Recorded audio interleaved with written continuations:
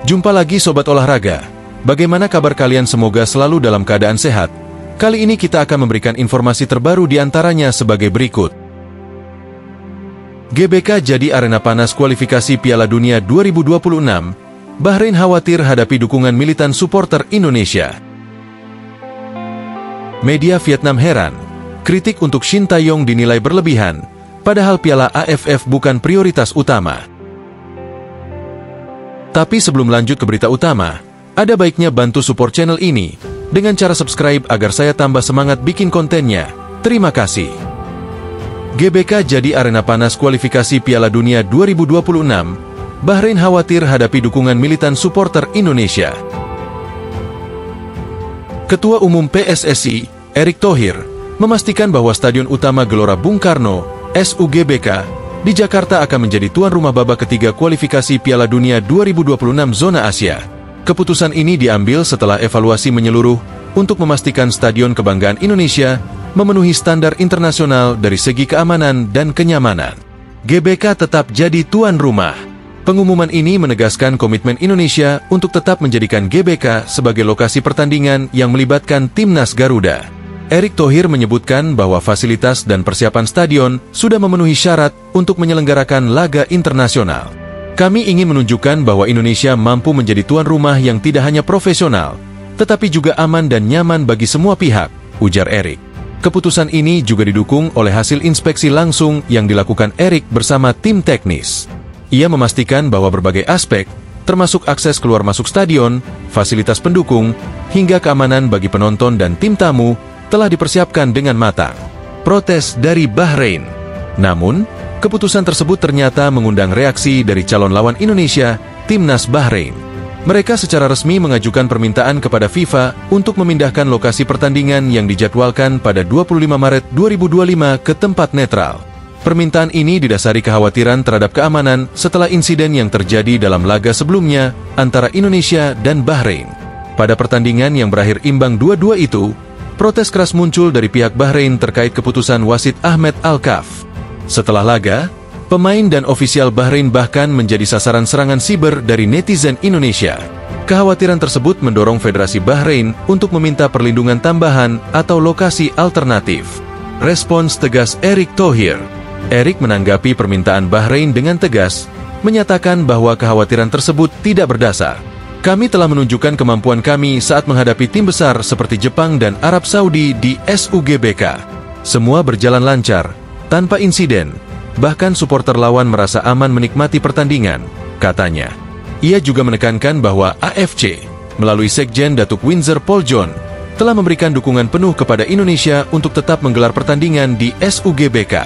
Erick meyakinkan bahwa keamanan akan menjadi prioritas utama, tidak hanya untuk tim tuan rumah, tetapi juga untuk tim tamu.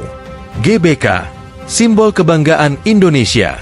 Erick menegaskan bahwa SUGBK adalah lebih dari sekadar stadion.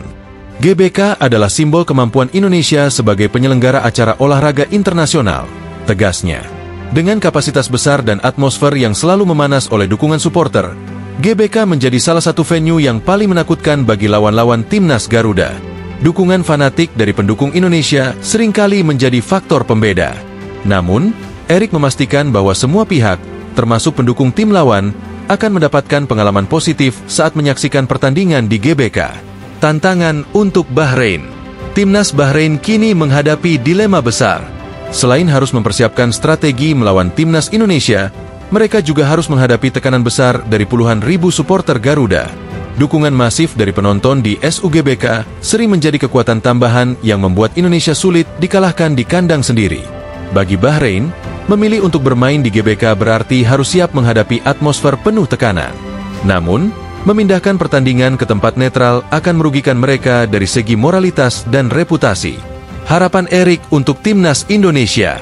Erick berharap bahwa laga melawan Bahrain dan pertandingan lain di babak ketiga kualifikasi Piala Dunia 2026 ini menjadi momen berharga bagi Indonesia.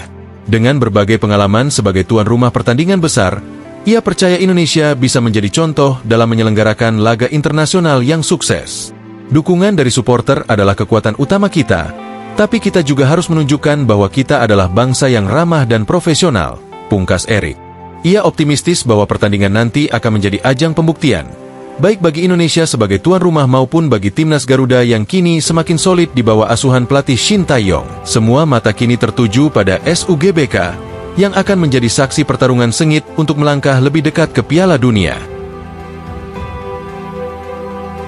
Media Vietnam heran, kritik untuk Shin Tae-yong dinilai berlebihan, padahal Piala AFF bukan prioritas utama. Posisi Shin Tae-yong sebagai pelatih timnas Indonesia sedang menjadi perbincangan hangat setelah kegagalan skuad Garuda di ajang Piala AFF 2024. Beragam kritik keras muncul. Bahkan ada tuntutan agar pelatih asal Korea Selatan itu segera mundur. Hal ini mengejutkan, mengingat Shin Tae-yong telah membawa banyak pencapaian penting bagi Indonesia selama masa kepelatihannya.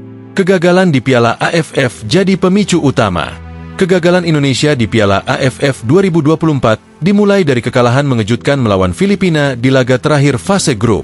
Hasil ini membuat Indonesia hanya finish di posisi ketiga grup B, gagal melangkah ke semifinal. Padahal, hasil imbang saja sudah cukup untuk memastikan langkah Indonesia ke babak berikutnya. Banyak penggemar lokal yang meluapkan kekecewaannya dengan menyerang Shin Tae-yong, menganggapnya gagal memenuhi ekspektasi. Mereka juga khawatir hal ini menjadi sinyal buruk bagi performa Indonesia di kualifikasi Piala Dunia 2026 yang dianggap lebih penting. Pandangan media Vietnam, kritik tidak masuk akal. Di tengah badai kritik, media Vietnam justru mempertanyakan alasan dibalik tekanan besar yang dihadapi Shin Tae-yong. Menurut mereka, pelatih yang pernah membawa Korea Selatan ke Piala Dunia 2018 itu sudah memberikan kontribusi signifikan bagi sepak bola Indonesia. Media Vietnam menggarisbawahi bahwa Piala AFF seharusnya tidak menjadi tolok ukur utama untuk menilai keberhasilan seorang pelatih. Mereka menilai turnamen ini hanya setara dengan kompetisi regional biasa dan bukan prioritas utama dalam perjalanan timnas Indonesia. Lebih lanjut, mereka memuji sejumlah pencapaian Shin Tae-yong, termasuk kemenangan bersejarah atas Arab Saudi di laga uji coba dan keberhasilan membawa Indonesia lolos ke Piala Asia 2023, sebuah pencapaian yang belum pernah diraih dalam beberapa dekade terakhir. Piala Asia, bukti kehebatan Shin Tae-yong. Media Vietnam menyoroti bahwa Shin Tae-yong telah membawa timnas Indonesia melangkah jauh di Piala Asia 2023. Pada turnamen tersebut, Indonesia berhasil lolos dari fase grup setelah mengalahkan Vietnam dengan skor 1-0, meskipun kalah dari Irak 1-3 dan Jepang 1-3. Keberhasilan ini mengantarkan Indonesia ke babak 16 besar, sebuah prestasi yang belum pernah diraih sebelumnya. Sayangnya, langkah Indonesia terhenti setelah kalah telak 0-4 dari Australia di fase gugur. Meski begitu, capaian ini tetap luar biasa mengingat tim yang tampil kala itu sebagian besar terdiri dari pemain lokal tanpa banyak pemain keturunan, berbeda dengan skuad saat ini. Bahkan, pelatih Jepang, Hajime Moriyasu, memuji perjuangan timnas Indonesia, menyebut mereka sebagai tim yang terus berkembang dan patut diwaspadai di masa depan. Mengapa kritik ini tidak adil? Media Vietnam juga menyoroti bagaimana Shin Tae-yong mampu membangun fondasi yang kuat bagi timnas Indonesia. Di bawah asuhannya, Indonesia tidak hanya tampil lebih kompetitif di tingkat Asia, tetapi juga memperlihatkan permainan yang lebih modern dan terorganisasi. Selain itu, keberhasilan Shin Tae-yong membawa Indonesia lolos ke Piala Asia 2023 seharusnya menjadi poin penting yang dihargai. Pencapaian ini adalah salah satu yang terbaik dalam 5 tahun terakhir, menunjukkan bahwa ia mampu membawa timnas ke level yang lebih tinggi. Piala AFF bukan prioritas utama. Bagi media Vietnam, kegagalan di Piala AFF 2024 seharusnya tidak menjadi alasan utama untuk mendiskreditkan Shin Tae-yong. Mereka menyebut Piala AFF hanya setara dengan turnamen pemula yang tidak masuk dalam kalender FIFA, sehingga hasilnya tidak akan memengaruhi peringkat dunia. Sebaliknya, fokus utama seharusnya diarahkan pada turnamen besar seperti Piala Asia dan kualifikasi Piala Dunia, di mana Shin Tae-yong telah menunjukkan kemampuannya. Mereka berharap para penggemar sepak bola Indonesia dapat lebih objektif dalam menilai kontribusi pelatih ini. Masa depan Shin Tae-yong di timnas. Meski menghadapi tekanan besar, Shin Tae-yong tetap mendapat dukungan dari sebagian besar pencinta sepak bola Indonesia yang mengapresiasi hasil kerja kerasnya. Pelatih yang dikenal disiplin ini diharapkan terus memimpin timnas Garuda menuju prestasi yang lebih tinggi, termasuk peluang untuk melangkah lebih jauh di kualifikasi Piala Dunia 2026. Keputusan untuk mempertahankan atau mengganti Shin Tae-yong tentu harus mempertimbangkan dampaknya dalam jangka panjang. Apakah kritik ini hanya luapan emosi sesaat atau benar-benar evaluasi yang objektif? Jawabannya akan menentukan arah perjalanan timnas Indonesia di masa depan.